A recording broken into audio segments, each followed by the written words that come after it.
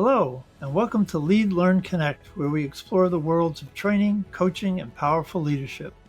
I'm your host, Alan Krieger, and on this show we talk about not just the how of helping others grow, but the behind-the-scenes work of overcoming challenges and staying connected to what's really important.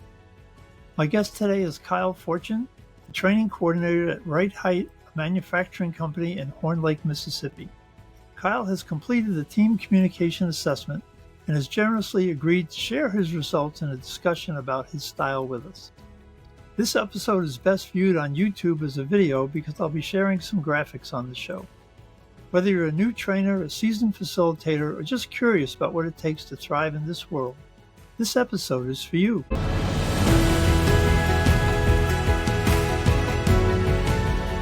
Welcome, Kyle. Alan, thank you for having me, sir.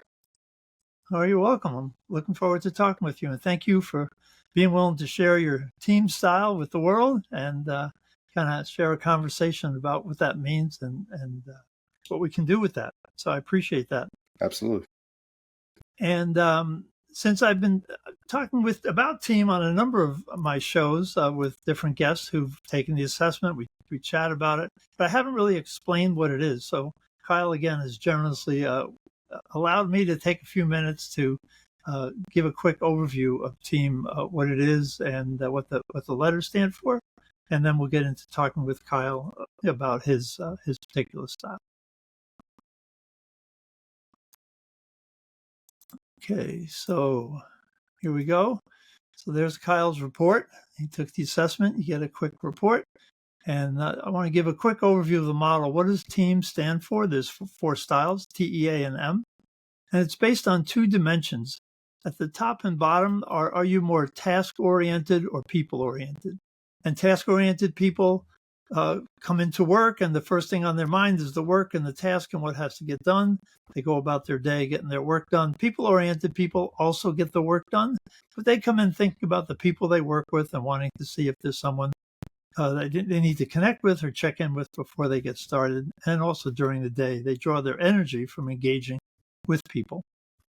Left and right are how you make decisions. Are you a really quick decision maker, or do you take your time, more deliberative, look things over? Again, there's not a right or wrong. Some people are good at making a snap decision and adjusting as they go. Other people really want to get all their ducks lined up before they make a decision, and then they make one more carefully. A lot of these are based on your personality, but also on the context you work in. So if you're working in a high-paced, fast environment, you're going to be a more quick decision maker because things move quick.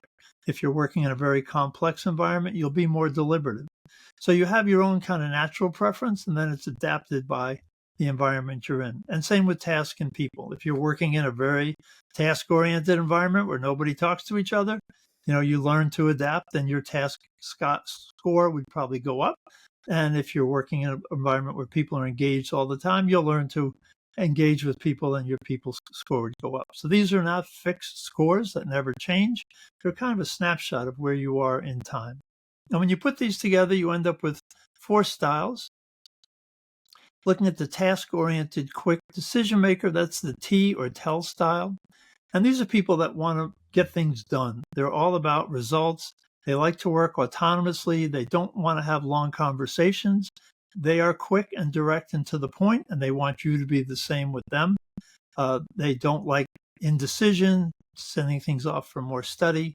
And their challenge is connecting with people because they're very task-oriented, picking up on details because they move pretty quick, and listening in general because, again, they want to hear a couple of key points and then they're ready to move on. Staying on the task-oriented dimension, but moving to our deliberative side, we have the A or analyze style. And these are people who want to get things right. Accuracy is very important to them. They're very good at hearing details. They like details. They're going to ask a lot of questions because they want a lot of information.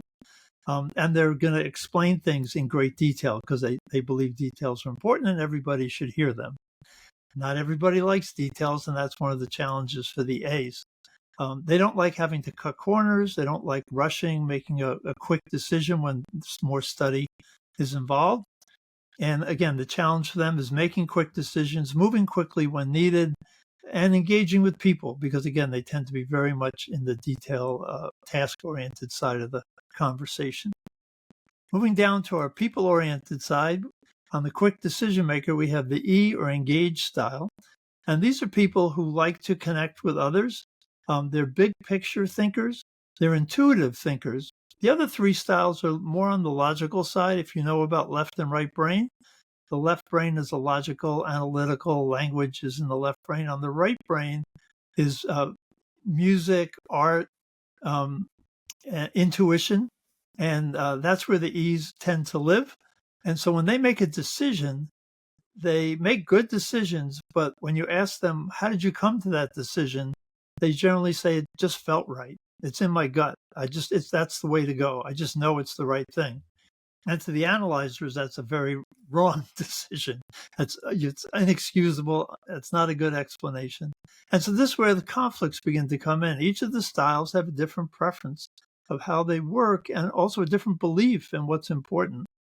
And A and E is opposite on our scale. The diagonal are the opposites, and they have difficulty communicating. E's like to stay at the big picture, high level. They look at connections between things. The A's want to get down in the weeds and look at the details and analyze every last bit. The E's want meaning in their work. Everybody wants meaning in their work, but for the E's, it's a stronger draw. It's more important to them. It's higher on their list of attributes, and they want to engage with people. They want to be involved, talking with people, brainstorming together. They're very good speakers. They can be very persuasive, and they can be very interesting speakers. A lot of trainers take on, if they're not an E, they take on the E style, storytelling and some humor, and keeping it a relatively fast pace to keep people engaged as you go. The E's don't like doing the same thing the same way every day, so they don't like routine work. They don't like rigid work. If they end up in an environment where that is the work and they choose to stay, they end up shifting into a different style because the E style just doesn't work in that environment. The challenge for the E, again, like the T, is details, listening. They're good speakers, but they don't always want to take the time to listen. And explaining their decisions, again, because their decisions are intuitively reached. They don't have a trail of all the things they looked at to get where they ended up. All right, it's moving kind of quickly, but I just want to go through this. And our last but not least is our M or mediate style. And these are the folks who are deliberative thinkers and also people-oriented. So they want to take time and work together collaboratively. Harmony is important to them, teamwork, consensus. They want to take time to hear everybody's thoughts and everybody's concerns before a decision gets made. They like being friendly with the people at work. They want to know a little bit about you as a person, and they will share something about them as a person. And again, as you can see on the diagonal, the tell or T style is the opposite. They don't really care about you as a person, and they don't want you to care about them as a person. They just want to get the work done.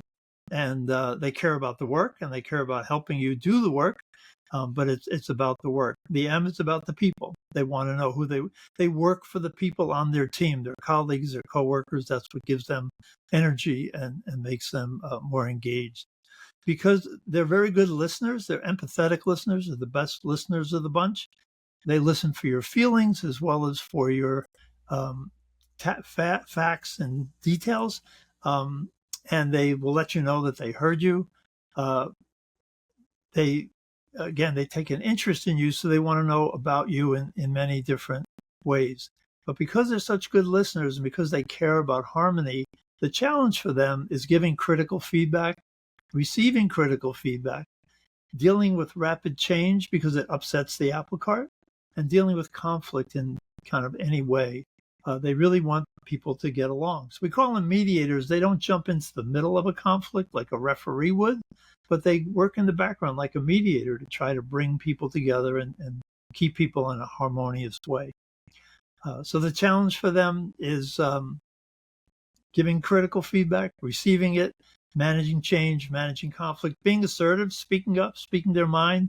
When they disagree, they tend to be quiet when there's any kind of conflict going on. So that's just a really quick overview of the styles. Now let's jump into Kyle's report.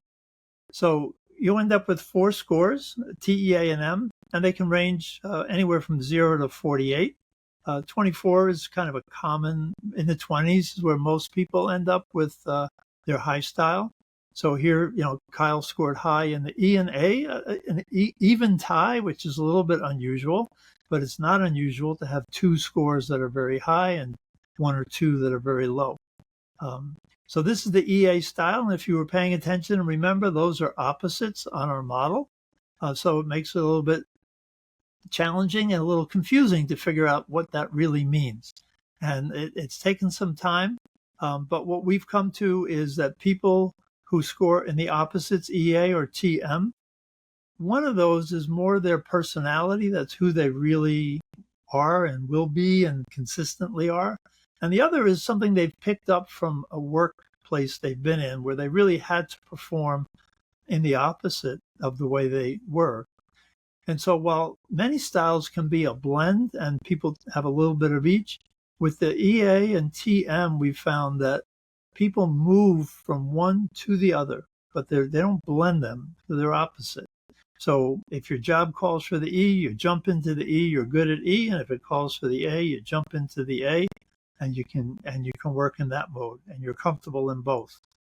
So let's take a little look at talk with Kyle now. One last graphic, and then we'll get that off the screen. But the yellow box shows kind of where you fall in intensity. The further it is to the outside of the circle, the more intense you are in that style. The more to the middle, the more balanced you are with other styles. Because EA and opposite, we get 2 yellow boxes. Everybody else gets 1, and it shows they're both moderate. So they moderate each other. They're both strong. The E and the A are much stronger than the T or the M, but because they're opposite, they kind of pull each other. So it's in kind of a moderate level where Kyle has a pretty good preference for each one, and not so good on the T, and a little bit on the M, but again, not very much. The white shading shows the proportion of scores. So that's a really quick overview. I hope you found it helpful. If you'd like to know more, please get a hold of us in the show notes, and be happy to talk more about this. But let's get Kyle back on here. So Kyle, how does this? We talked a little bit about it before we started. The E and the A being opposites. We talked the attributes of each, and you said that one is more your personality, and one is something you've kind of picked up over time. Do you want to just talk a little bit about those two? Absolutely. Alan, first of all, I just want to say I love what you did there. I love this thing that you created to really capture who a person is, especially in the moment as they're growing in their professional realm. And throughout discussion, at first I didn't understand what the objective was with the assessment. And after you broke it down just like you did, it really drove it home. And to your question, the E is really where I live. It's my empathetic side, my people skills, my love for communication and working with people. And then the A side is my professional growth, which is making sure everything is, all my T's are crossed, all my I's are dotted, right? The planned action for the training event is detailed to the T. I'm talking about when we're going to show up, what's the head count, is all the paperwork printed, is the computer charged, do I have an extra charger just in case my other one goes bad, do I have extra batteries for my mouse, right? It's that professional growth of knowing how detailed you need to be. And when it's time to present your class and to train, that's when I turn my switch on, and that's when I go into my normal mode, which is the E. Okay, so yeah, that's a great description of the competencies of each one. And team isn't about measuring competency, but it is about talking about preferences, and that each of the preferences do have assets and strengths, and each of them have challenges. So the challenge to the E is being well organized, checking everything, having everything lined up. So you've got your A, you switch that on. And the challenge to the A as a trainer is that it's not an interesting way to present. Those are the people that get up and read you their PowerPoints and go on for pages and pages of detail, and most people begin to fall asleep We've talked on earlier shows about subject matter experts who know their subject really well, know nothing about training, and often will come on and they just give a brain dump, and people don't pick up on that. So you've got a great balance. It is a great set of attributes to have for a trainer.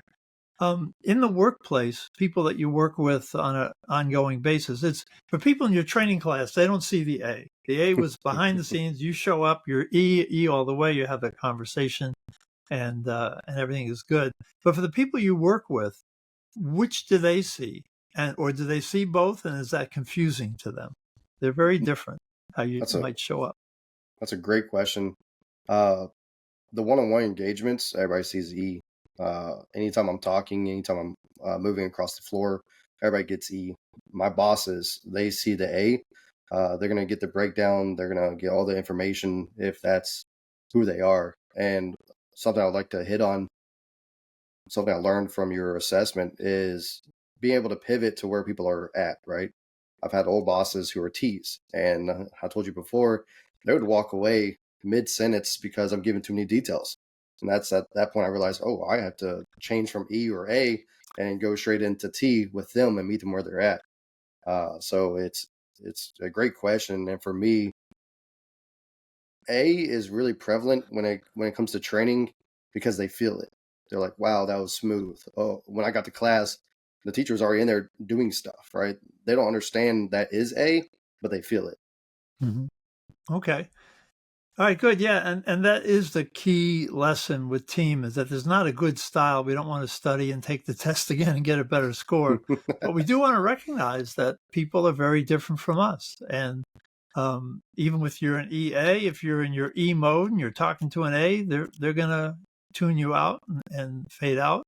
And so being able to switch, and as you mentioned, often the higher up in an organization you go, the more people become a T or E because they don't have the luxury of being deliberative anymore.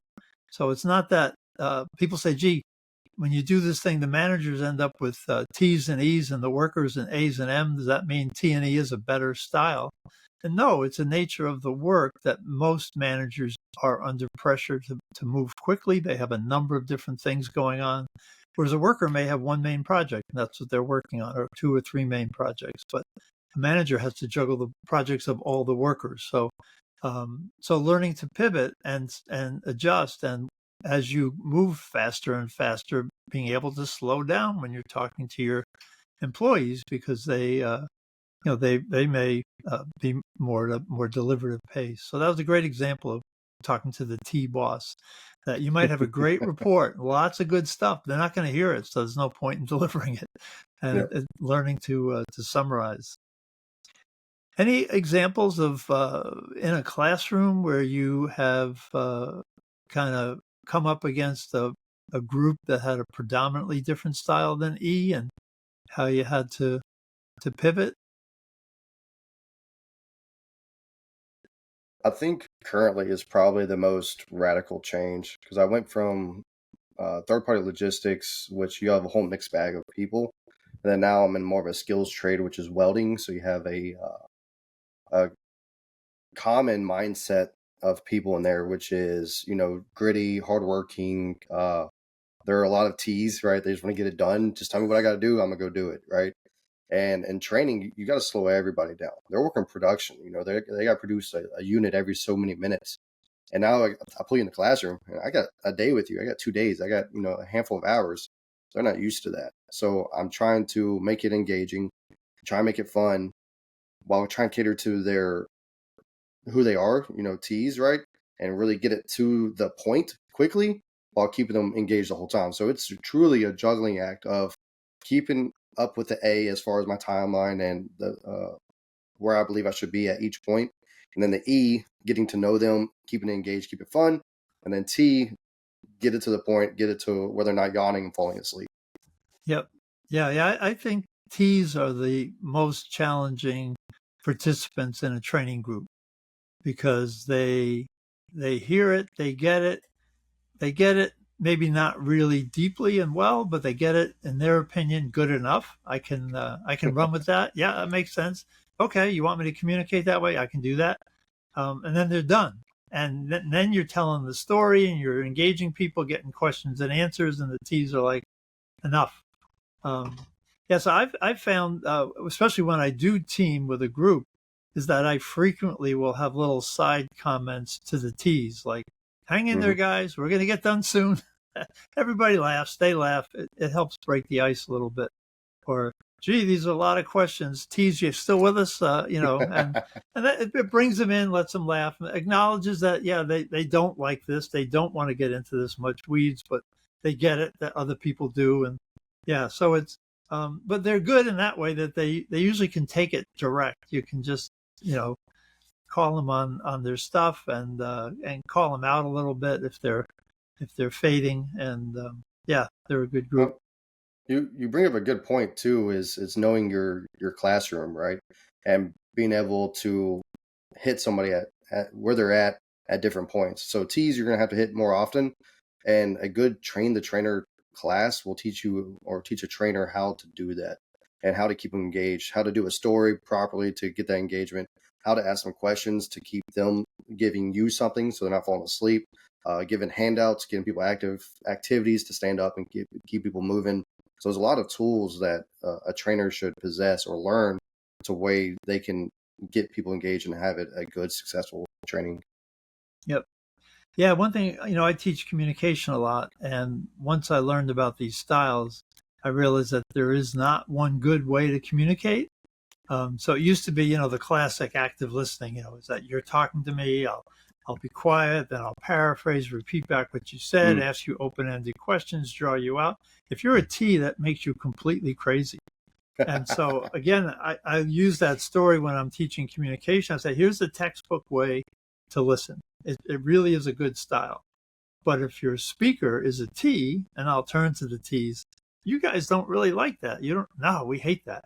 Just, we already said it. You don't need to say it back to us. We got it. Let's move on.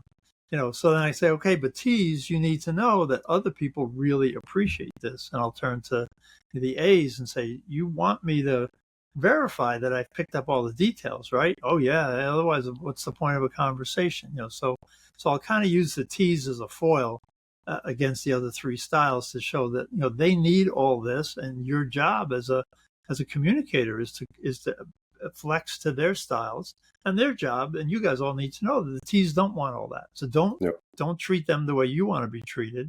Treat them the way they want to be treated, and that's really the key lesson here. I do have some golden nuggets to kind of hand out for that. Sure. Being a new trainer with a new group of people, I've realized that you have to overcome doubt and build trust instantly within the first 5 to 10 minutes. And playing games and doing stuff like that will help build that. And then giving into your history, let them know your history, and then get them to challenge you. And then you got to come prepared, right? Because they're going to hit you with some curveballs, and you got to claim them. If you don't know, you got to be honest with them, so that way you build that trust. And if you do, you got to knock it out of the park and explain it well. That's something that I've noticed. And then the other thing, during my train the trainer, I like to reference Robin Williams in the Dead Poet Society and the way he trains his class. He's teaching poetry, right? Most people aren't invested into poetry, but the way he does it, he hits on all the different type of training tools, and it's a great movie. There's some great clips in there that I recommend people to reference. I'll have to go back and look. I love the movie, but I didn't think about it as a train the trainer. So There, I'll have to go there's back there's and a take a look. there's a scene he's standing on the desk and he's like, "You got to change your perspective. You got to come at different angles." It's like, that's awesome. You're thinking outside the box. You're getting involved with the class. You're getting their attention. They're like, "Oh, teacher's on the desk," right? Yep. And if every trainer just pulls a 10% of that type of energy, Hmm. it changes the class. Okay. Yeah, I know. I remember that he does throw himself into the conversation with a bunch of skeptical students that poetry is Oh, yep. boring. That bunch of dead poets. Why are we learning this garbage? So, yep. Yeah, good. I'll have to go back and look at the movie.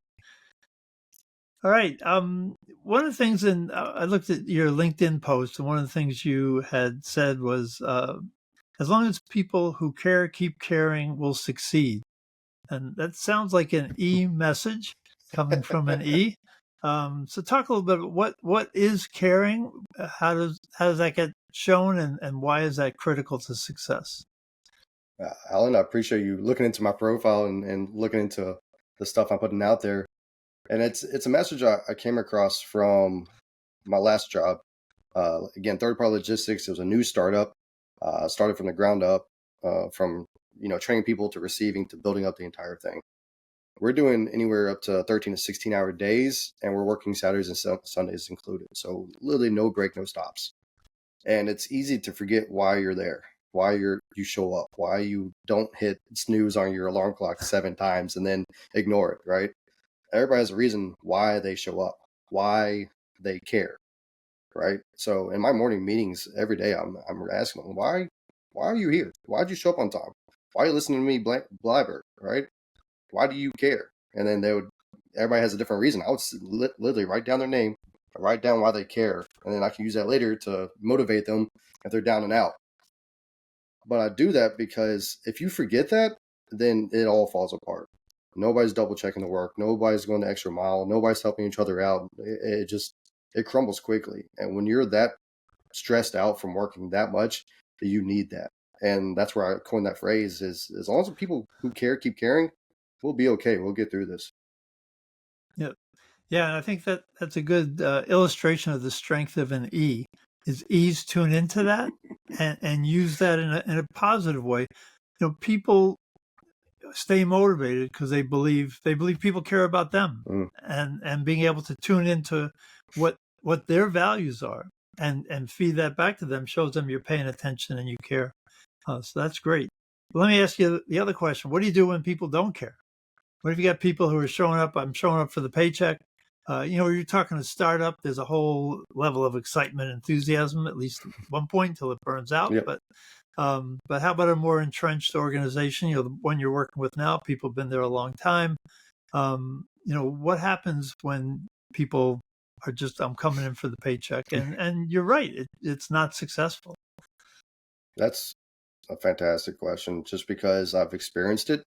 And as a leader, as a trainer, as a E, it's one of the hardest things to overcome, because all you want as an E is just to connect with somebody. I don't want to have an enemy. I don't want to have anybody who hates me. And somebody who comes into work and they're just downtrodden and they're just beating up everybody around them, they're just kicking and fussing.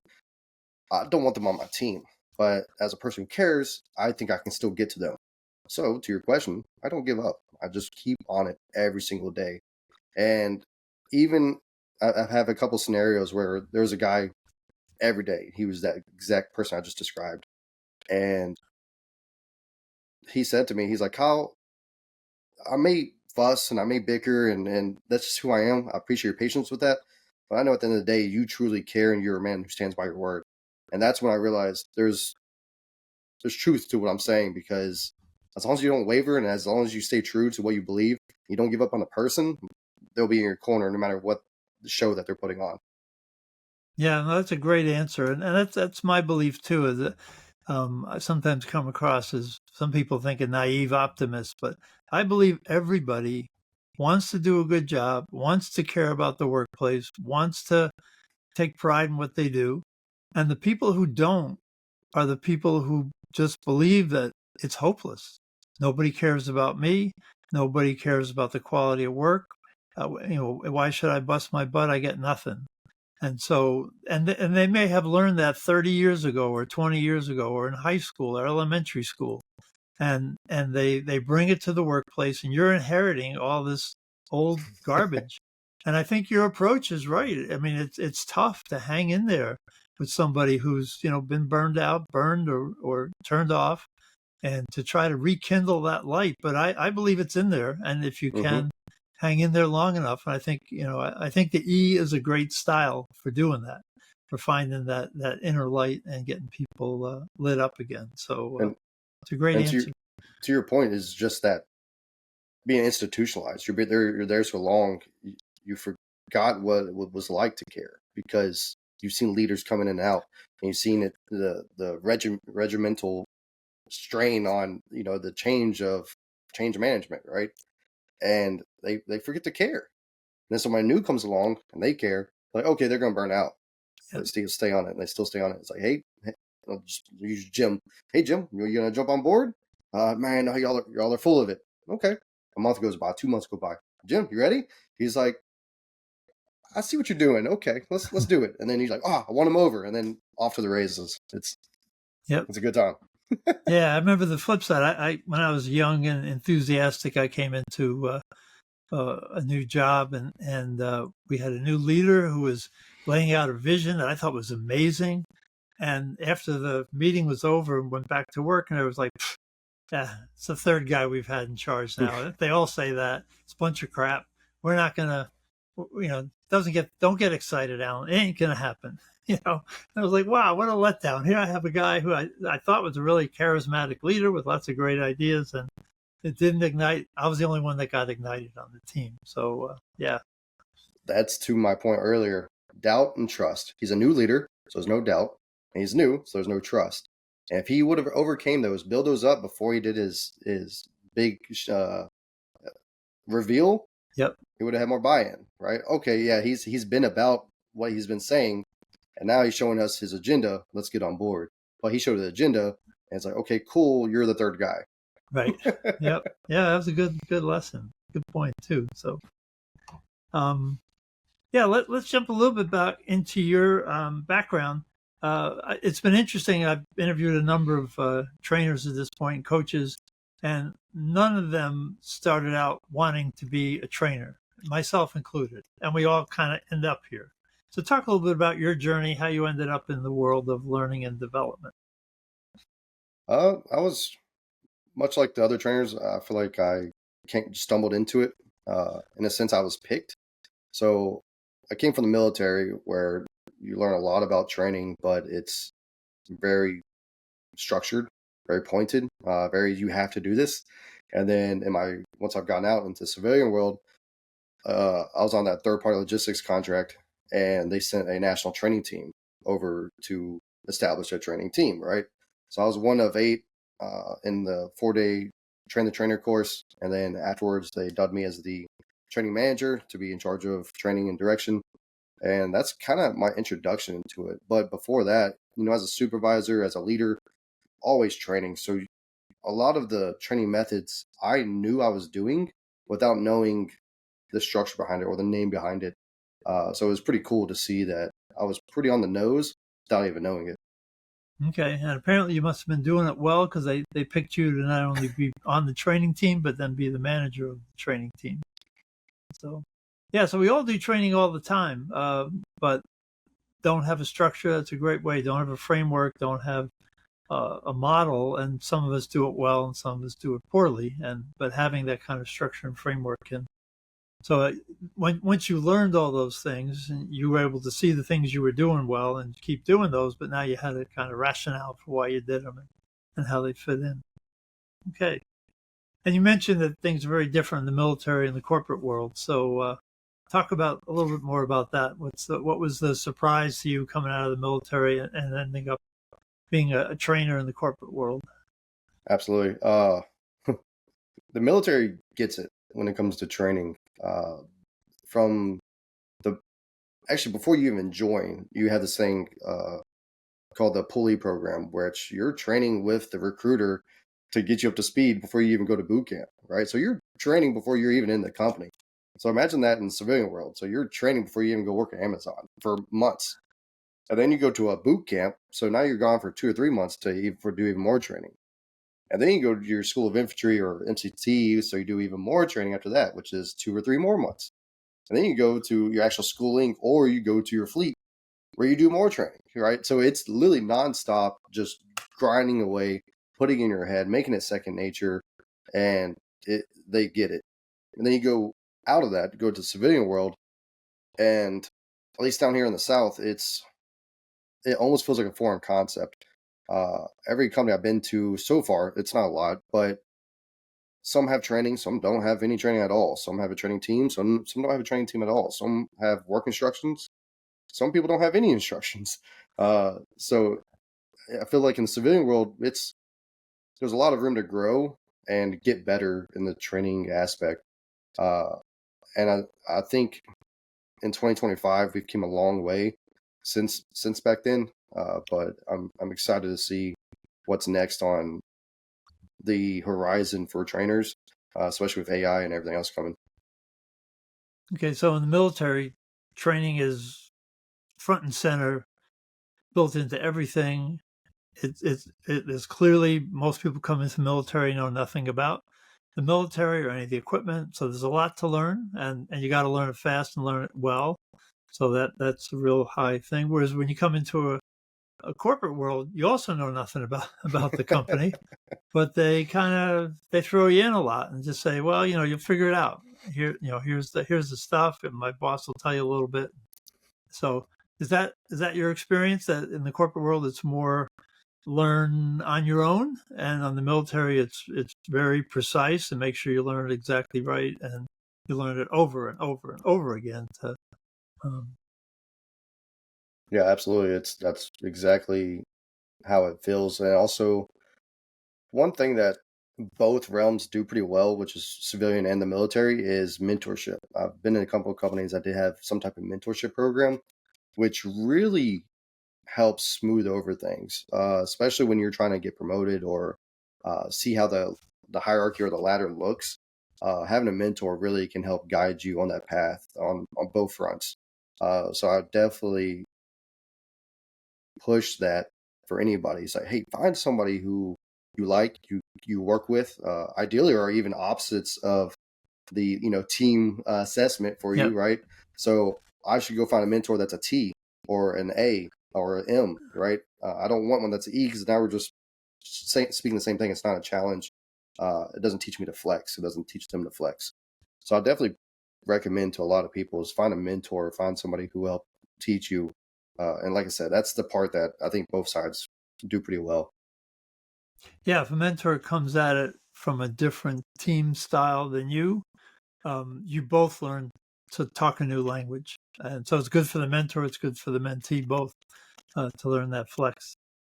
Um, yeah, so as a training manager in your last job, they created a training team, made you the manager. It was an investment. One thing that a lot of training managers or outside trainers run up against is that the company says, yeah, we want training, but they don't want to give up the time. They consider it a cost, not a benefit. And so have you run into that? And what's your answer to upper management when you say, hey, we need a day for this, not a half an hour, and they say can't afford the guys off the floor more than a half an hour? That's a great question. That's a really tough one. It's a really tough one, especially if you're a trainer and you're on the E side where your heart's in it. You feel for the people. So we'll get into it later, I believe. But I have a story about one of the hardest and most rewarding times of my training, which is handling 35 people coming at one time. But I'll talk about your question, which is how do I handle leadership that don't understand the importance of training? After I handled the 35 people, I was like, we have to do something about this. That is unfair for 35 new hires to come in and not have anything planned for them. We don't look good. It's not good for them, and your retention rate is going to be in the slums, right? That's not what we want. And a lot of the times I would say this. Unfortunately, I would use I think and I feel, right, which is not a good way to get the point across, especially with T's, right? T's want to hear the datas and facts. So that's a lesson learned.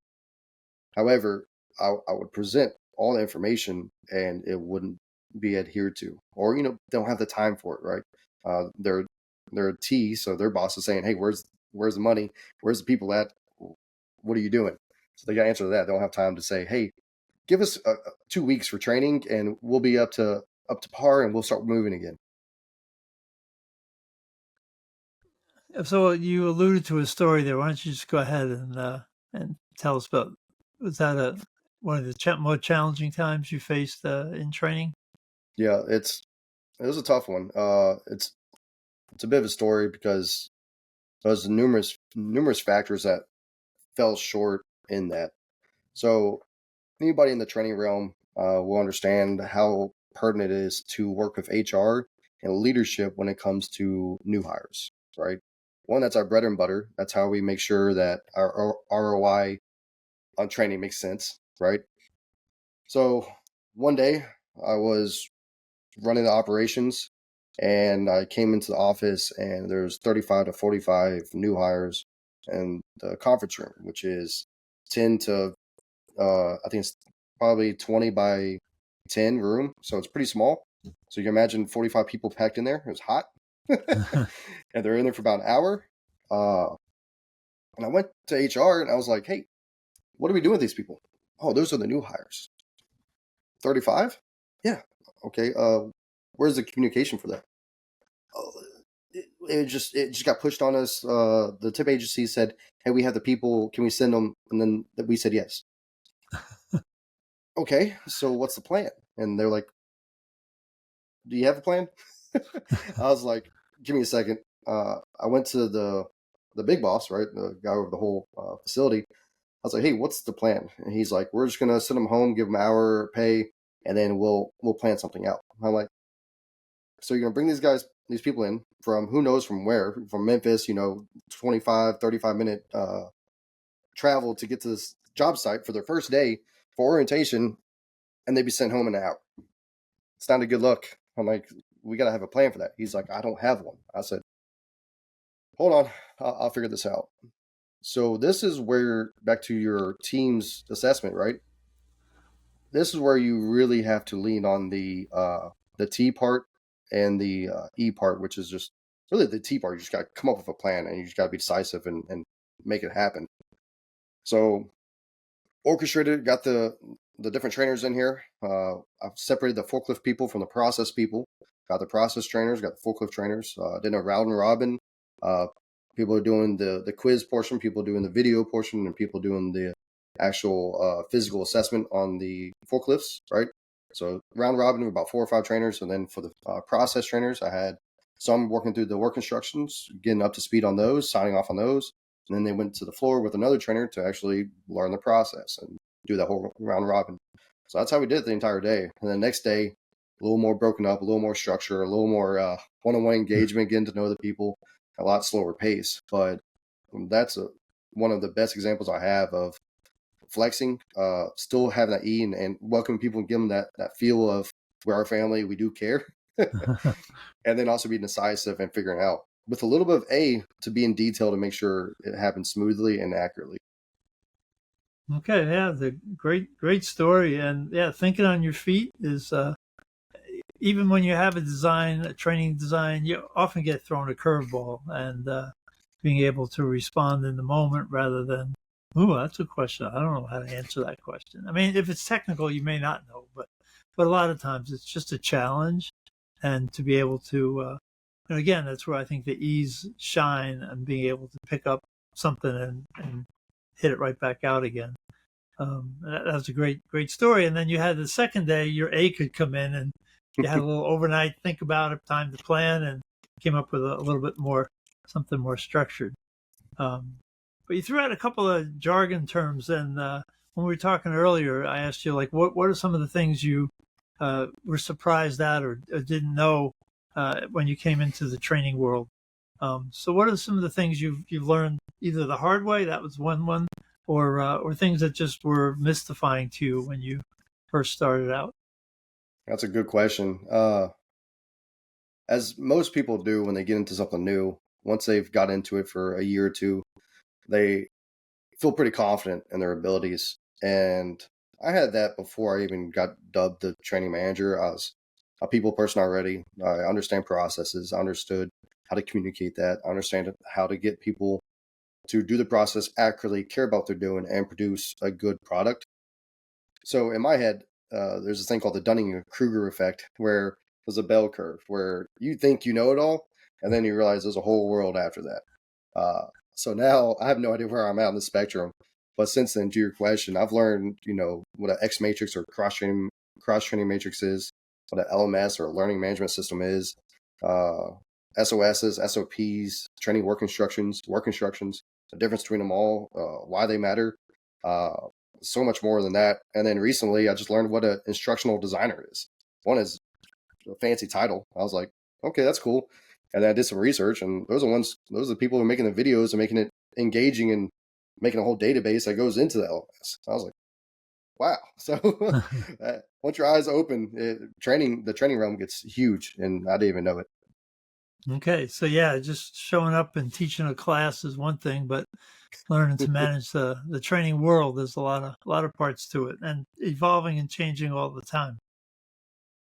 Very much so. So, what do you like most? You've talked a lot about keys to training being effective, some of the challenges. What do you like most about your current role, and what's something that maybe you wish trainers didn't have to do? That's a good question. I think in my current role, the thing I like the most is we have a training team established. We have work instructions, but everything can be improved. So it's up to my creativity and my vision to build up what the training world looks like at this facility at Rite Hite, right? And that's a really fun part for me, especially being an E. I get to be creative. I don't know if you can tell through this blur, but I'm an artist, so I love artwork. I love being creative. I love creating something and putting my seal of approval on. And the best part is getting the guys or getting the team together and think of it collectively on how can we grow this? How can we make this ours? And how can we show everybody else what greatness looks like? Right. One of the Right Height slogans is let's strive to be better than good. Let's be great at everything we do. And I try to embody that. Okay, so if you were gonna start a new company, and you were the training person, how would you design in the corporate world, understanding the profit motive and need to get revenue and all that stuff? What would you see as the kind of the key elements of a good training team, training department that have been missing in other places you've worked? It's a good question. It's like an upside down pyramid with training. They get the business started. There's a little tip of the pyramid, which is a little aspect, right? Maybe you have some work instructions. You'll have a seasoned person, maybe doing some training, and then eventually it'll build. And at that point, it's too late. You've scaled. Your market's changed. You've grown. You have double the headcount, triple, quadruple the headcount. Your training is going to be years behind now of your operation, which you're going to have issues. You're going to have misshipments. You're going to have quality issues. You're going to be putting out fires, and now you don't have time to invest in training because you're putting out fires. If it's up to me, training would look a little more robust from day one. You'd probably have a training manager. Uh, Probably not instructional designer yet, but now that I've learned it, I've seen how cool it'd be to have one of those. Uh, but first, you're building up your sandbox, your play area where you're gonna teach people the processes. The the person in charge would start documenting everything, record everything, very detailed, very simple, very one step, one picture, move on to the next step. Ideally, the work instruction or SOP is so detailed, anybody can pick it up, read it, and then follow it. So first, you get your foundation, which is that. And then you start compounding, right? So now let's get a couple more trainers in here. They're going to handle the new hires. You can put them in different areas of the operation, and they're going to train. Everybody's going to be trained the same way, same time, same method, everything. They get the same message. And then you follow up training, and then your assessments to make sure everything you keep growing and you keep pivoting and keep getting better, right? As the business builds, so now we're we are we're growing, right? We're turning a profit and stuff, right? You're going to make everything repeatable. So your trainers now are training other trainers. You're able to go to other sites and start implementing the same stuff, right? So create your new pyramid and start growing. And then now your instructional designer gets implemented. They start making things more automatic, right? Uh, Training is triggered by a timeline, right? A calendar event happens and says, "Hey, Kyle needs training." All right. So is this computer training or is this on the floor training or is it both, right?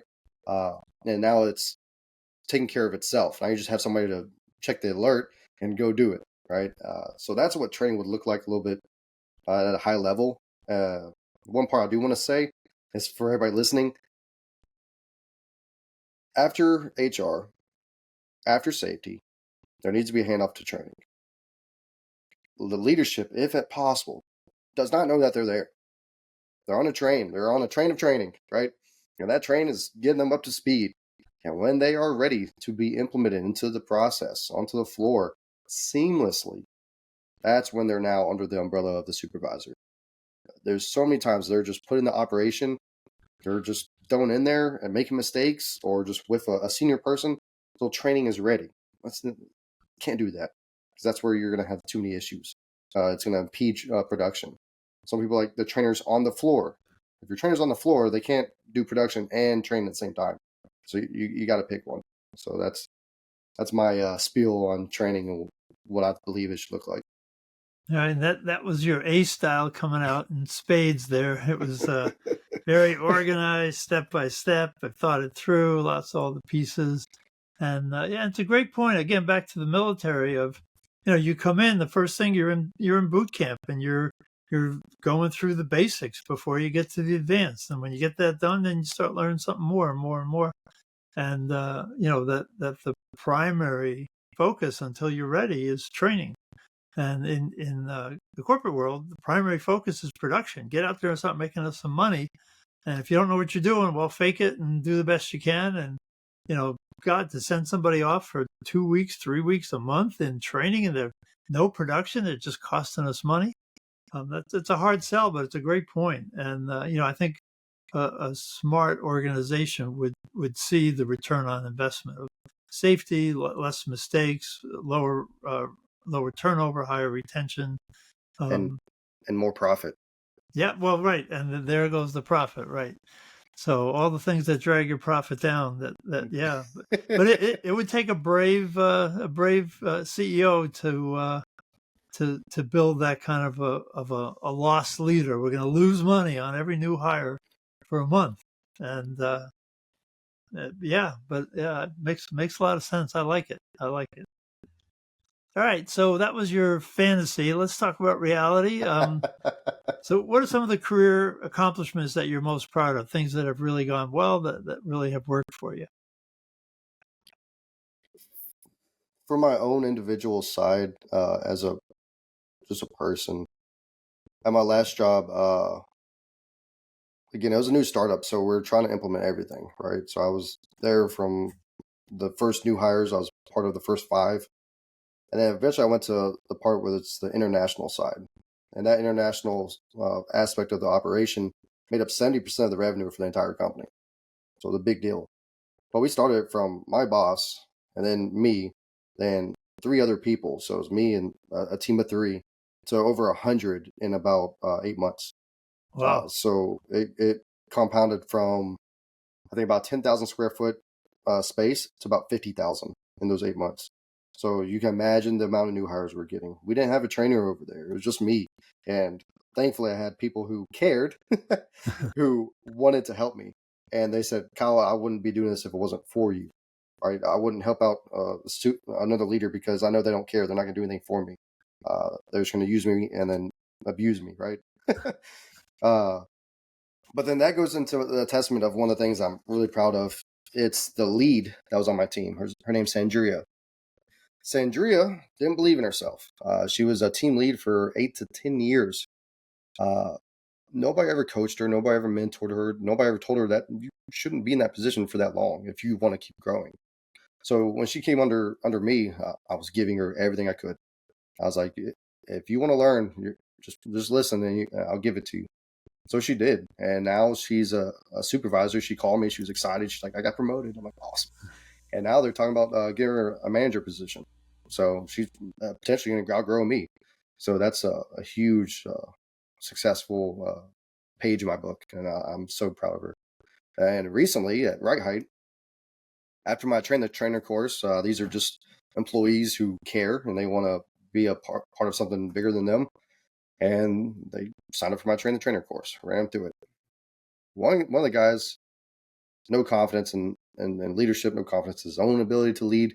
He didn't want that headache. He just wanted to worry about himself and do his work, right? He told HR this. He didn't tell this to me. He told HR that the only reason he's doing this is because of my course. He's like, Kyle showed me what a leader looks like. He's like, I want to be that. And I was that made everything worth it. Yeah, that's a great testimony. Yeah. So developing people and having them step up into leadership and is it's very rewarding. That's really good.